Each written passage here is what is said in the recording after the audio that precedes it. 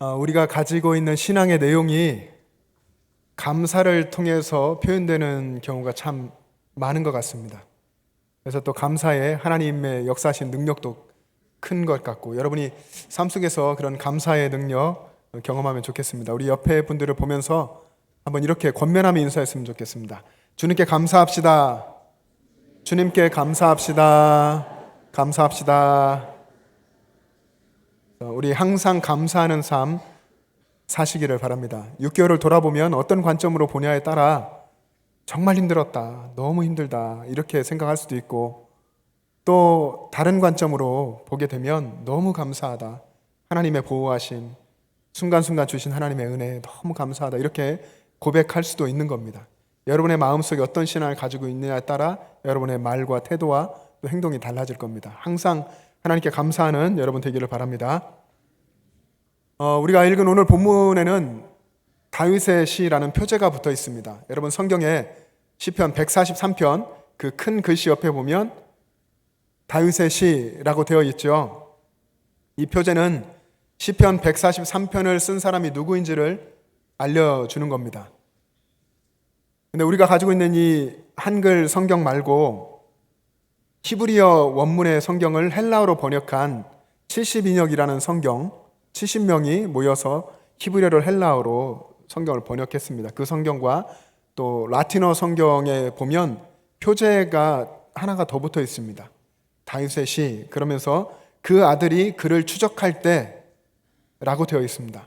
그 아들이 다윗을 추적할 때, 이때 이 시편을 지을 때에 다윗이 쓸 때 배경을 이야기하는 것인데 누구겠습니까? 다윗의 아들 압살롬이, 다윗이 사랑했던 그 아들 압살롬이 아버지 다윗을 반역해서 다윗을 추격할 그때에 다윗이 이 시를 썼다 하는 것입니다. 도피하는 그 상황에서 시를 지은 것이죠. 아들 압살롬이 그를 추적할 때 그 긴급한 상황 속에서 하나님께 자신의 고통을 호소하고 그리고 하나님의 구원을 간구했던 그 내용이 오늘 시편 143편입니다. 여러분 1절을 보시면 이렇게 기록되어 있습니다.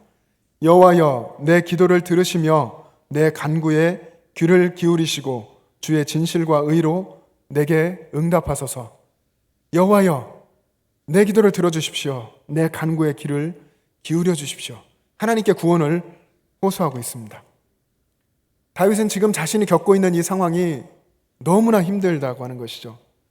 그래서 마치 자기가 심판받는 것 같고 하나님께 심판받고 있는 것 같았고, 그리고 자신의 원수들이 자신의 생명을 땅에 엎어서 죽은 지 이미 오래된 사람처럼 암흑 속에 가두어 두었다, 그렇게 된 것 같다라고 다윗이 기도하며 고백했습니다. 여러분 3절의 말씀에 보면 이렇게 기록되어 있습니다. 원수가 내 영혼을 핍박하며 내 생명을 땅에 엎어서 나로 죽은 지 오랜 자 같이 나를 암흑 속에 두었나이다. 다윗의 심정이 이렇다는 겁니다. 내 생명조차 땅에 엎어진 것 같고 원수들이 나를 핍박하고 그래서 내가 이미 죽은 지 오랜 사람처럼 되었습니다. 그렇게 캄캄한 암흑 속에 있는 것 같습니다. 하나님 아무것도 보이지 않고 아무것도 생각할 수가 없고 답답하고 막막하고 두렵습니다. 이미 죽은 지 오랜 것 같습니다. 이렇게 다윗이 그의 심령을 토했습니다. 그래서 그의 심령이 얼마나 힘든지 그 속에서부터 상했고 마음이 참담하다라고 이야기했습니다. 우리 4절의 내용을 한번 같이 읽어보겠습니다. 시작. 그러므로 내 심령이 속에서 상하며 내 마음이 내 속에서 참담하니이다. 심령이 속에서 상하고 마음이 내 속에서 참담한, 여러분 이때 이 심정이 어떨지 여러분 상상하실 수 있습니까? 이런 상황 속에서 자신의 상황, 자신의 마음 이 속에서 얼마나 하나님을 다윗이 간절하게 갈급하게 찾았겠습니까? 여러분의 삶을 돌아볼 때 여러분도 이럴 때가 있었습니까? 다윗처럼 이렇게 정말 힘들고 어려울 때 참담하고 상하고 그럴 때가 있었습니까? 다윗만큼은 아니더라도 저나 여러분이나 인생에 힘든 때가 있었을 겁니다. 힘든 때를 다 지나오며 이렇게 신앙이 생기고 하나님 만나고 여기까지 온 것이죠. 어쩌면 어떤 분은 지금 이렇게 힘든 시간, 다윗처럼 정말 괴롭고 힘든 시간을 보내고 있다고 말씀하시는 분도 계실지 모르겠습니다.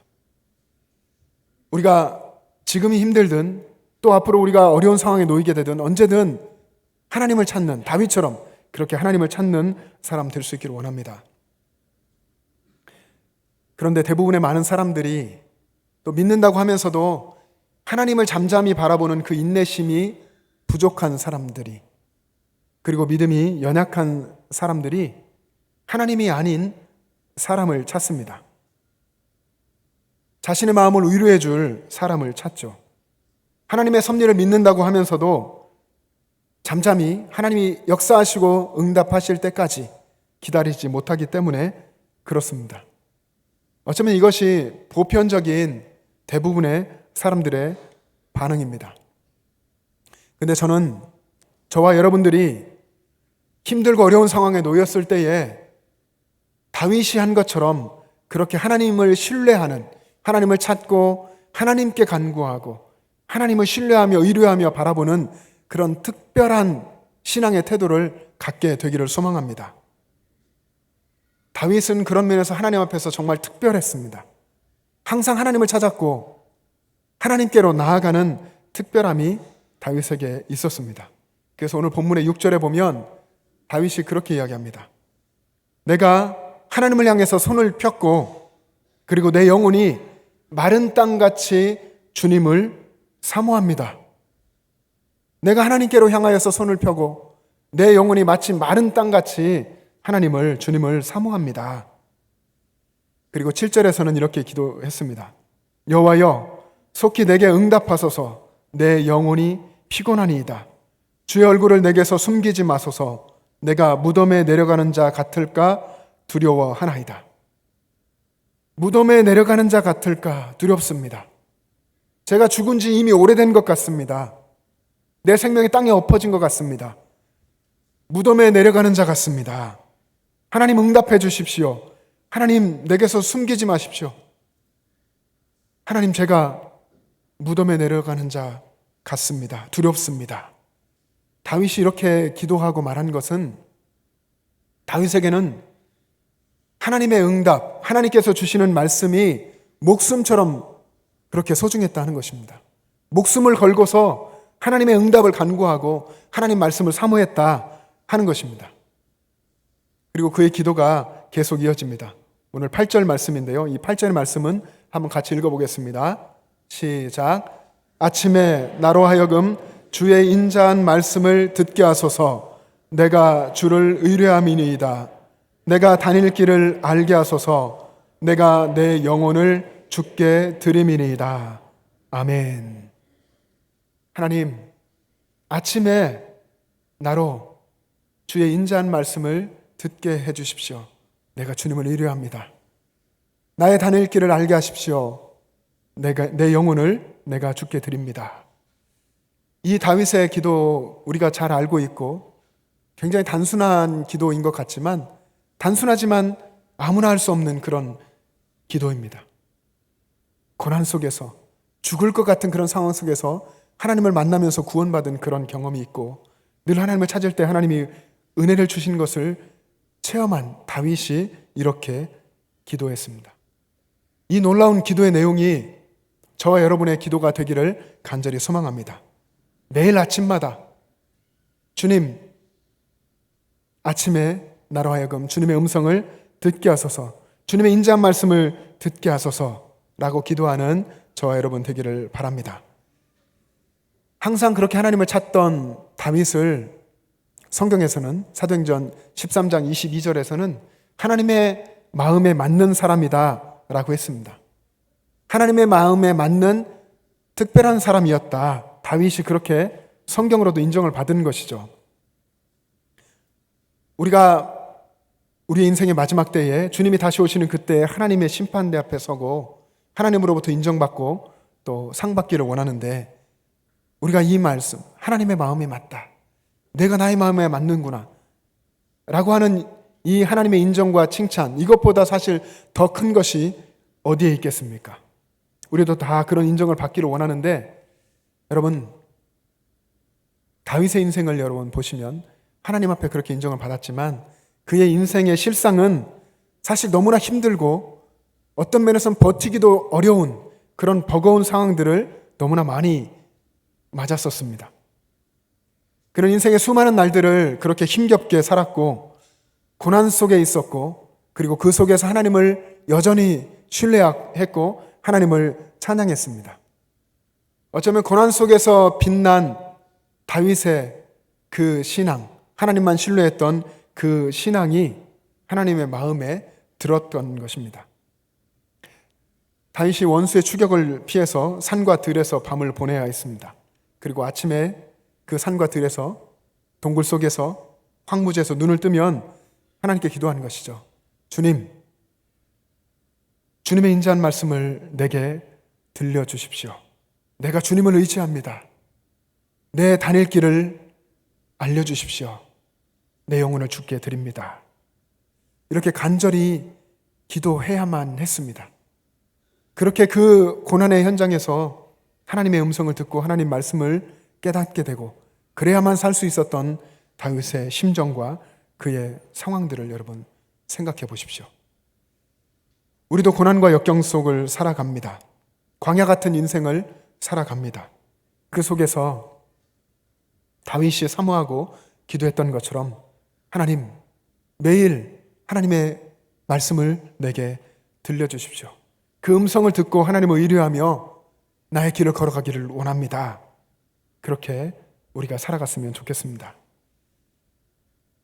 그런 놀라운 믿음을 가지고 있던 다윗도 여러분, 자신이 겪었던 그런 고난, 오늘 같은 본문에 있는 상황 같은 그런 고난들을 겪으면서 불안에 빠져 있었습니다. 우리가 그런 것처럼 다윗도 그랬습니다. 시편 38편을 보면 다윗이 시편 38편 8절에서 이렇게 기도하며 고백했습니다. 우리 한번 같이 읽어보겠습니다. 시작. 내가 피곤하고 심히 상하였음에 마음이 불안하여 신음하나이다. 내가 피곤하고 심히 상하였음에 마음이 불안하여 신음하나이다. 마음이 불안합니다. 다윗이 느낀 감정은 불안함이었습니다. 우리가 삶 속에서 어쩌면 많이 느끼게 되는 그런 감정이죠. 인간 존재의 내면의 깊은 감정, 가장 어쩌면 근본적인 감정이 이 불안함입니다. 하나님에게서 쫓겨난, 하나님께 대한 불순종을 선택하고 쫓겨난 인간이 그 내면 깊은 곳에서 늘 언제나 느끼는 감정이 이 불안함이라는 것입니다. 사람들이 편안하고 잘 되는 것 같을 때에는 아무렇지 않다가도 그의 인생이 힘들어지고 괴로워지면 불안함의 이 감정 속에 휩싸이게 되는 것을 보게 됩니다. 이때 사람들은 뭔가 이 불안함을 해소하기 위해서 의지할 뭔가를 계속해서 찾고 그리고 거기에 매달리게 됩니다. 그래서 다양한 여러 가지 방법을 찾는데 되게 많은 사람들은 상담을 하죠. 상담을 하면서 자신의 이야기들을 하고 그 위로를, 상담가에게 위로를 받기도 하고 방법을 찾아갑니다. 또 어떤 사람들은 점을 보기도 합니다. 어떻게 하면 좋을까요? 그래서 용하다고 하는 사람들을 찾아가고 그 인생의 방향을 거기서 찾기도 합니다. 또 기가 막히게 이제 방법들을 알고 기가 막힌 것들을 경험하게 되기도 하죠. 도움을 받고 마음의 위안도 없습니다. 이거는 믿음의 사람에게 예외가 아닙니다. 믿는 사람도 점 보러 간다고 하고 믿는 사람도 이런 것들을 늘 찾습니다. 그런데 그것이 세상 사람이나 또 믿음의 사람들을 향한 사단의 전략인 것을 우리가 알아야 합니다. 그리고 사단은 교묘하게 우리를 속이고 우리를 끌고 갈 수 있는 능력이 그들에게 있습니다. 그래서 우리에게 하나님 말씀이 없으면, 우리가 하나님 말씀으로 바르게 무장하고 있지 않으면 언제나 우리는 그렇게 세상에 휩쓸려 가게 되어 있습니다. 특별히 우리가 힘들고 어려울 때에 하나님을 찾지 않고 하나님이 아닌 다른 것에서 위로를 얻으려고 한다면 그것이 어떤 것이든 그것은 다 우상이 됩니다. 하나님이 아닌 것은 다 우상입니다. 사람들은 하나님이 없는 자신의 내면의 깊은 공허함 때문에 무엇인가를 끊임없이 찾고 그것에 이끌려 삽니다. 여러분 아시듯이 어떤 사람들은 돈에 이끌려 삽니다. 돈을 찾습니다. 어떤 사람들은 성공에 이끌리고 어떤 사람들은 명예와 권력을 쫓으며 거기에 이끌려서 삽니다. 어떤 사람들은 한평생 증오심에 이끌려 살기도 하고 열등감에 휩싸여 살기도 합니다. 또 잘못된 사상과 이념에 공산주의 같은 이런 이념 속에 빠져서 살게 되기도 합니다. 여러분, 우리는 믿음의 사람들인데 세상 사람들이 쫓고 또 떠밀려가고 이끌려가는 것이 그런 것이라고 한다면 우리 믿음의 사람들은 어떤 것이 다른 것입니까? 왜 우리는 믿음의 사람입니까? 믿음의 사람은 세상 사람들이 쫓아가고 구하는 것이 아니라 하나님의 말씀을 붙들고 하나님의 말씀에 이끌려 살아가는 것이 특별한 것입니다. 그것이 세상 사람들과 구별되는 거룩함이고 특별함입니다. 그리스도인들을 그리스도인답게 하는 것, 믿음의 사람을 믿음의 사람답게 하는 것이 하나님의 말씀입니다. 그의 삶에 하나님 말씀이 있는가, 그의 심령의 중심에 하나님의 말씀이 있는가가 그를 믿음의 사람답게 합니다. 교회도 마찬가지입니다. 교회가 교회다울 수 있는 것은 교회 안에 하나님의 말씀이 있는가, 하나님의 말씀이 성취되는가, 하나님의 말씀이 이루어지는 것을 우리가 교회 안에서 볼 수 있는가 하는 것들이 교회의 교회다움을 결정합니다. 그래서 우리들은 또 교회는 하나님 말씀을 붙잡아야 하고 하나님 말씀에 어쩌면 목숨을 걸고 말씀대로 살기를 힘써야 합니다. 그런데 우리가 살아가고 있는 지금 이 세상이 쉽지는 않습니다. 말씀대로 살아가기가 점점 어려워지는 그런 시대가 되고 있습니다. 비진리가 진리 안에 들어와서 어떤 것이 진리고 어떤 것이 비진리인지를 구분하기도 쉽지가 않습니다. 게다가 믿음의 사람들마저 진리에 대해서 별 관심이 없습니다. 무엇이 진리이고 하나님은 무엇이라 말씀하시는가에 대해서 별로 관심이 없는 사람들이 많습니다. 그러니까 분별력을 또 잃어갑니다. 어느 교회에 신실하신 집사님 이야기를 제가 들은 적이 있습니다. 그분뿐만 아니라 그분과 한 분이 이야기를 하게 됐는데 그분도 신실한 집사님입니다. 신실하게 보이는, 열심히 봉사도 하고 열정을 가지고 섬기고 하나님을 사랑하는 그런 분들인데 이야기를 나누다 보니까 신앙에 대해 이야기하고 세상에 대해서 이야기를 하다 보니까 충격적인 이야기를 듣게 됐다고 합니다. 요즘 우리가 이제 많이 이야기하는 것이 양성평등 또 성평등, 우리 자녀들에 대한 그런 미래에 대해서 생각하고 동성애에 대해서 이런 것들을 좀 생각하게 되는데 그런 이야기를 하다 보니까 그분이 이렇게 대답하더라는 겁니다. 그 동성애에 대해서 이야기하는데 동성애가 잘못된 거예요? 동성애가 잘못된 건가요? 라고 이야기를 하는 겁니다. 믿음이 있고 열심히 봉사하고 있는 분의 입에서 그런 이야기가 나오는 거죠. 신앙생활은 열심히 하지만 하나님의 말씀이 이 안에 없으면, 말씀을 읽지 않으면 하나님이 말씀하시는 기준이 무엇이고 진리가 어떤 것이고 말씀에서 무엇이라 이야기하는지를 모릅니다. 그래서 기준이 없어지고 분별력이 없는 것이죠. 우리도 하나님 말씀을 읽지 않고 하나님의 말씀을 알지 못하면 분별력이 없는 삶을 살게 됩니다. 세상에서는 지금 여전히 방송되고 있는 어떤 드라마나 이런 곳에서는 동성애에 대해서 아주 미화해서 이야기하고 뭐 영화나 이런 곳은 말할 나위도 없죠. 우리 아이들이 그런 문화 속에서 그런 이야기를 들으며 혹은 그런 교육도 받으면서 자라가고 있습니다. 심각합니다. 그래서 우리 믿음의 사람들이 하나님 말씀을 읽고 세상을 바라볼 때 분별력을 가지고 바라보고 진리에 대해서 이야기를 해야 합니다. 세상은 빠르게 움직입니다. 믿음의 사람들을 집어삼키고 세상 문화와 가치관으로 믿음의 사람들을 잠식해 가고 있습니다. 그래서 우리 시대는 믿음의 사람들이 올바른 선택을 하기가 점점 어려워지고 있습니다. 상황들이 그렇게 흘러갑니다. 말씀대로 살면 고난당하는 그런 시대, 초대교회가 정말 그랬죠. 그 고난은 육신의 고통을 당하고 고문당하고 죽는 그런 고난이었다면 지금은 그런 고난은 아니지만 믿음의 사람이 여러 가지 모양으로 외면당하고 한 곳에 몰리게 되고 손가락질 당하는 그런 고난. 믿음의 그런 중심과 핵심을 잊어버리고 흐지부지 살아가게 되는 그런 고난을 당합니다. 하나님 말씀에 이렇습니다. 하나님 말씀은 이것입니다. 하나님 분명히 성경에서 이렇게 이야기하셨습니다.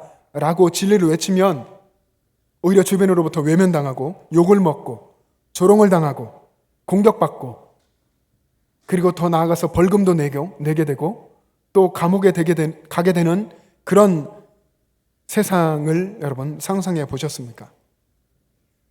우리나라가 아닌 세상의 어느 곳에는 또 그렇게 되는 곳도 있습니다. 우리가 사는 이 세상이 정말 그렇게 된다면 분명 우리들에게 지금보다 더 어렵고도 또 두려운 상황이 될 것이 분명합니다. 하지만 그런 상황 속에서 말씀을 붙들고 하나님 말씀을 이야기하는 사람, 그런 사람을 통해서 진리가 증거되고 그리고 어떤 사람이 정말 믿음의 사람인가 하는 것이 드러나게 될 것입니다. 어떤 사람은 똑같은 세상을 살면서 진리를 수호하기 위해서 자신의 목숨을 버리고 자신이 서야 될 자리에 서서 자신의 시간과 열정을 드립니다. 또 어떤 사람들은 그런 사람들과 협력하면서 함께 일을 합니다. 그리고 어떤 사람들은 부지런히 자신의 기도의 자리에서 이 세상을 위해서 중보하면서 기도합니다. 사랑하는 영천 제1의 여러분, 급격하게 변해가는 이 세상 속에서 여러분은 여러분의 남은 삶을 어떻게 살아가려고 하십니까? 힘들어지고 어려워지는 이 세상 속에서 다윗이 한 것처럼 항상 하나님을 찾고 하나님께로 나아가고 하나님이 주시는 그 말씀을 붙들고 진리의 편에 서야 하지 않겠습니까? 목사님, 우리가 사는 현실과 말씀은 달라요 하고 말씀하실 분이 계실 겁니다. 많은 분들이 말씀과 현실은 다르다고 말합니다. 신앙과 현실은 다르다라고 이야기합니다. 일리가 있어 보입니다. 그렇지만 믿음의 사람들이 신앙과 삶이 다르다고 하는 말에 일리가 있다라고 생각하게 되는 데에는 이유가 있습니다. 사실은 그가 하나님 말씀대로 살지 않기 때문에 그렇게 느껴지는 것입니다.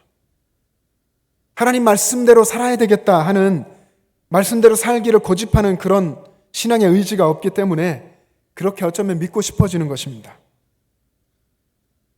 진리의 표현에 서는 신앙인, 하나님 말씀을 붙들고 삶 속에서도 그렇게 주장하며 살아가는 사람이 겪어야 할 주변에서부터 오는 따가운 눈총, 그리고 불이익, 이런 것들을 감당하기 싫고 또 어쩌면 세상 사람들이 누리는 세상에 좋아 보이는 것들, 그것을 나도 다 누리고 싶은 그런 마음이 있어서 그렇게 느껴지는 것입니다. 하나님께서 우리에게 주신 사명은 다윗에게 주신 사명과 또 성경 속에 있는 수많은 믿음의 사람들에게 주셨던 그 사명과 다르지 않습니다. 비진리의 이 세상 속에서 하나님의 진리의 말씀을 붙들고 사는 것입니다. 여러분, 그렇게 우리가 살기 위해서는 먼저 하나님의 말씀을 귀하게 여겨야 합니다. 여러분이 오늘 가지고 오신 하나님의 말씀, 이 성경책, 하나님 말씀의 그 내용, 그것을 정말 사랑하고 생명처럼 귀하게 여겨야 합니다. 다윗은 하나님의 말씀이 세상의 순금보다 더 귀하다고 했고 꿀보다 더 달다고 했습니다. 시편 119편, 성경에서 가장 긴 장이죠. 176절이나 되는 그 장 속에 이 시편 기자는 매 절마다 하나님의 말씀에 대해서 이야기했습니다. 그렇게 믿음의 사람에게 하나님의 말씀이 중요하다라고 이야기한 겁니다. 그러면서 시편 119편 133절에서 그렇게 이야기했습니다. 하나님, 나의 발걸음을 주의 말씀에 굳게 세워주십시오. 나의 발걸음을 주님의 말씀에 굳게 세워주십시오. 말씀 위에 굳게 세워진 발걸음이 되게 해달라고 기도했습니다. 우리도 여러분 그렇게 기도해야 할 줄로 믿습니다. 하나님, 제 발걸음을 하나님 말씀 위에 굳게 세워주십시오. 하나님의 말씀이 순금보다 더 귀하고 꿀보다 더 달다는 것을 하나님 말씀을 읽을 때마다, 하나님 말씀을 들을 때마다, 묵상할 때마다 느끼게 해주십시오. 고백하게 해주십시오. 라고 기도해야 합니다.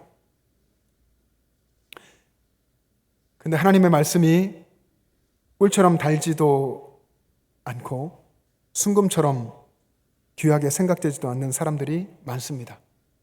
오히려 말씀 따라 사는 삶을 부담스러워합니다. 어쩌면 이것은 저의 청년 때의 고백입니다. 대학에 입학한 이제 20살 된, 제가 대학에 입학한 초기 1학년 혹은 2학년 이때쯤까지 하나님의 말씀대로 살기는 살아야 되겠는데, 하나님 말씀대로 산다고 하는 것이 제게는 이 청년의 때에 제게 정말 부담스럽게 느껴졌습니다. 어떤 면에서는 또 그렇게 평생을 남은 삶을 살아야 한다는 것이 그때는 두렵게 느껴지기도 했습니다. 말씀대로 살아가는 것이 뭔가 내 삶과 모든 행위들이 제한받고 갇히게 되고 결박당하는 것 같은 그런 느낌, 한없이 절제해서 부자유스러워질 것 같은 그런 느낌이 들었습니다. 그런데 제 곁에서 신앙생활하고 있는 선배들, 또 많은 다른 사람들을 볼 때에 그 사람들은 정말 즐겁게 신앙생활하고 있는 것 같았고, 신앙생활하면서 정말 기뻐하고 있는 것처럼 보였습니다. 그들의 행동은 내가 나 자신을 볼 때의 내 모습보다 정말 특별해 보였고 달라 보였습니다. 그래서 그것이 그때는 한편 제 안에 있는 고민이었습니다. 저는 말씀대로 산다고 하는 것이 그렇게 살 삶을 미루어 짐작하면서 부담스러워하고 두려워하기도 했는데, 제 곁에 있었던 사람들은 하나님 말씀을 사랑하면서 말씀대로 살기를 고민하고 몸부림치고 애쓰는 사람들이었습니다. 이런 차이가 어떻게 생기는 걸까 하는, 누구는 기뻐하고 누구는 부담스러울까 하는 그 고민이 제 안에 있었습니다. 지금 생각해 보니까 그런 차이가 나는 것이 주님을 인격적으로 만났느냐, 그렇지 않느냐 하는 차이였던 것 같습니다. 정말 내가 주님의 말씀을 인격적으로 만났고 알고 그렇게 고백하며 살아가고 있는가? 하나님의 말씀이 내 삶에서 능력으로 역사하신다고 하는 것을 내가 정말 믿느냐, 믿지 않느냐 하는 것이 그런 차이를 만들어낸 것 같습니다. 여러분, 하나님의 말씀은 이 성경책에 기록된 단순한 문자가 아닙니다. 살아 역사하는, 여러분을 살렸고 여러분이 믿음의 삶으로 역동적으로 살게 하는 그런 살아있는 말씀입니다. 히브리서 기자가 그렇게 썼습니다. 히브리서 4장 12절 말씀을 우리 한번 같이 읽겠습니다. 시작. 하나님의 말씀은 살아있고 활력이 있어 좌우에 날선 어떤 검보다도 예리하여 혼과 영과 및 관절과 골수를 찔러 쪼개기까지 하며 또 마음의 생각과 뜻을 판단하나니. 아멘.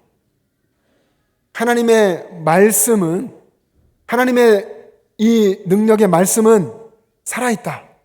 그리고 활력이 있어서 좌우에 날선 어떤 검보다 더 예리해서 우리의, 세상 사람들은 알지 못하고 나도 어쩌면 잘 모르는 내 깊은 혼과 영과 관절과 골수를 찔러 쪼개기까지 하고 사람의 마음과 뜻을 판단한다. 그것이 하나님 말씀이고, 하나님은 말씀은 살아있다, 운동력이 있다 라고 말씀합니다. 여러분, 이것이 여러분의 마음 중심에 믿어지기를 소망합니다. 하나님 말씀이 살아있고 내 혼과 영과 관절과 골수를, 생각과 뜻을 찔러 쪼개고 감찰하고 판단하는 그 하나님의 말씀, 그 하나님의 말씀의 능력을, 그 하나님의 말씀이 내 안에 역사하심을 믿고 살아가시기를 바랍니다. 하나님 말씀은 많이 아는데 그 삶에서 하나님 말씀대로 살지 못하는 분들이 많이 있습니다. 삶이 하나님 말씀과 상관이 없는 그런 사람들이 참 많이 있습니다. 항상 기뻐하라, 또 쉬지 말고 기도하라, 범사에 감사하라, 원수를 사랑하라, 원수를 위해서 기도하라, 축복하라, 또 고난 속에서 오히려 기뻐하라, 이런 말씀들을 우리가 좋아하고 그 말씀들을 아는데 어떤 때는 그 말씀대로 사라지지가 않습니다. 왜 그럴까요? 왜 어떤 때는 그 말씀을 정말 사랑하며 살려고 애쓰는데 어떤 때는 또 안 되고 낙심하고 힘들 때가 있습니다. 왜 그렇습니까? 힘들고 어려운 상황이지만 내 삶은 지금 그렇지만 이 고난의 현장 속에 하나님께서 말씀으로 임재하셔서 지금 내 속에 역사하고 계시다고 하는 것이 믿어지지 않기 때문입니다. 내 삶 속에 오셔서 살아계시고 활력이 있어서 역사하고 계시는 그 주님을 바라보지 않기 때문에 그렇습니다. 우리가 하나님 말씀을 읽고 듣고 아는 것만으로는 충분하지 않습니다. 내 삶 속에서 말씀으로 임재하셔서 오셔서 역사하시는 그 하나님을, 내 주님을 바라보아야 합니다. 그 주님과 동행할 때만, 말씀이신 주님을 늘 바라보고 동행할 때만 내 삶에 시험이 오고 역경이 오고 고난이 오고 주저앉게 되고 그럴 때에도 여전히 주님을 바라보면서 주님께 순종하면서 살아갈 수가 있습니다. 그래서 다윗은 오늘 본문에서 기도했습니다. 주님, 아침마다 주님의 인자한 말씀을 듣게 해주십시오. 내가 주님을 찾고 주님을 구하고 주님께 간구합니다 라고 말하면서 하나님 말씀을 사모하고 주님을 또 간절히 찾았습니다. 내가 주님을 향하여서 손을 펴고 내 영혼이 마른 땅같이 주님을 사모합니다. 주님을 사모하면서 바라보았습니다.